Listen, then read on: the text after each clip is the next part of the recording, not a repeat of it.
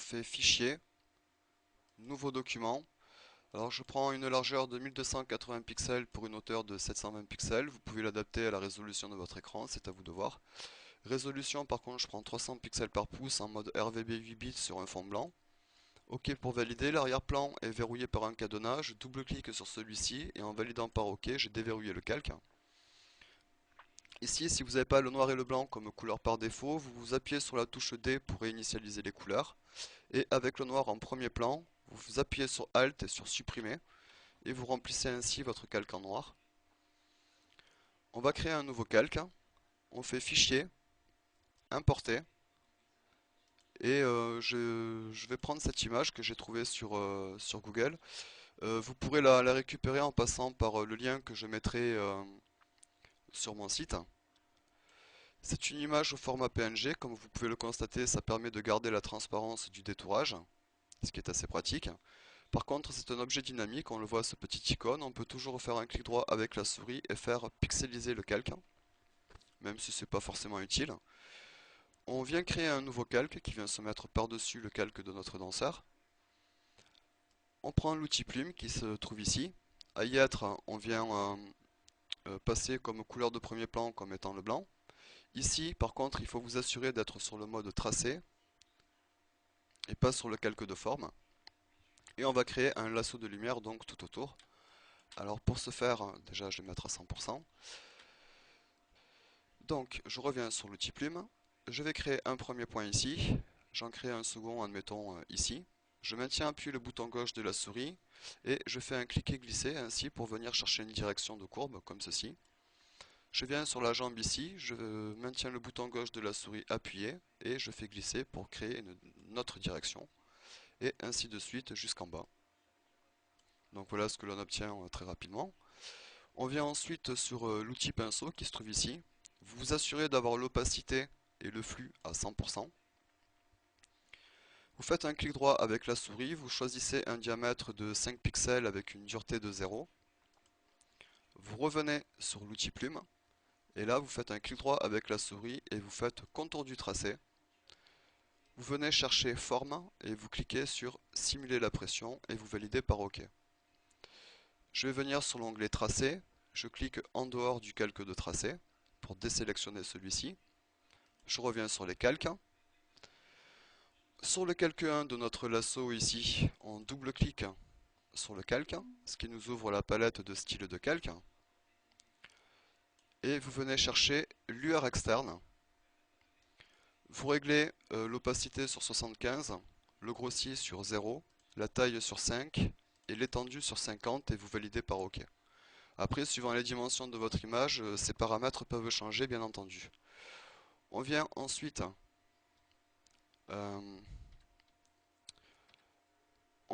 euh, créer un masque de fusion qui se trouve ici. Vous cliquez sur le masque de fusion pour être sûr de l'avoir sélectionné. Vous revenez sur l'outil pinceau qui se trouve ici. Vous faites un clic droit avec la souris. On va prendre un pinceau, admettons, de 100 avec une dureté de 100%. Je m'assure d'avoir le noir de sélectionner, d'être sur la vignette blanche du calque de fusion. Et je vais venir donc effacer un coup sur deux, admettons ici, le lasso pour faire en sorte qu'il passe de façon entrelacée sur notre danseur, qui passe un coup dessus, un coup dessous, quoi. Si vous effacez trop comme ceci, vous pouvez appuyer sur la touche X pour basculer et avoir le blanc comme couleur de premier plan, et faire réapparaître ce que vous aviez effacé en trop. Donc voilà ce que l'on obtient assez simplement et assez rapidement. On va créer un nouveau calque. On revient en faisant un clic droit sur notre outil pinceau, sélectionner le diamètre et on va le mettre sur 5. La dureté, on la repasse sur 0. On vient sur fenêtre, on ouvre forme ou on appuie sur F5. Alors sur la forme de la pointe, le pas là pour l'instant on va pas le bouger, par contre on va venir sur la diffusion. Ici on clique sur les deux axes, on vient le baisser ici et le mettre vers le milieu. Variation numérique on peut la baisser, le nombre aussi. Alors si jamais ça reste trop tassé comme ceci, vous venez sur la forme de la pointe et vous augmentez le pain. Comme ceci, admettons. Je peux revenir à la limite sur la diffusion des deux axes, augmenter celle-ci, la variation numérique, le nombre, c'est à vous de voir. Une fois que vous avez fait votre petit réglage, sur le calque 2 donc, vous venez au niveau du tracé, vous appuyez sur le tracé pour le faire réapparaître, vous revenez sur les calques, vous revenez sur l'outil plume, vous faites un clic droit avec la souris et vous faites contour du tracé, forme, simuler la pression, OK. Et vous avez donc le petit scintillement qui vient se mettre autour. On revient sur l'outil plume, sur l'outil pinceau, pardon. On refait un clic droit, on va augmenter le diamètre et le mettre à 10. Je reviens sur l'outil plume, je refais un clic droit avec la souris et je refais contour du tracé avec les mêmes paramètres, OK pour valider, ce qui nous rajoute un petit effet de plus avec des particules un peu plus grosses. On revient sur le tracé, on clique en dehors du calque pour le désélectionner. On revient sur les calques. Donc voilà ce que l'on obtient. On vient créer par-dessus un nouveau calque. On revient sur l'outil pinceau. On choisit un pinceau de 200 avec une dureté de 0. Et maintenant on va choisir des couleurs. Alors admettons là en cliquant sur le blanc à l'intérieur, ça me permet d'ouvrir la palette des couleurs. Je vais prendre un fuchsia admettons. Et je viens peindre à coups de couleurs différentes en fait pour donner un effet coloré plus intéressant des parties de mon danseur, ou de mon lasso plutôt. Hop, hop, une dernière couleur. On va prendre un rouge orangé comme ceci. Et je vais mettre ici.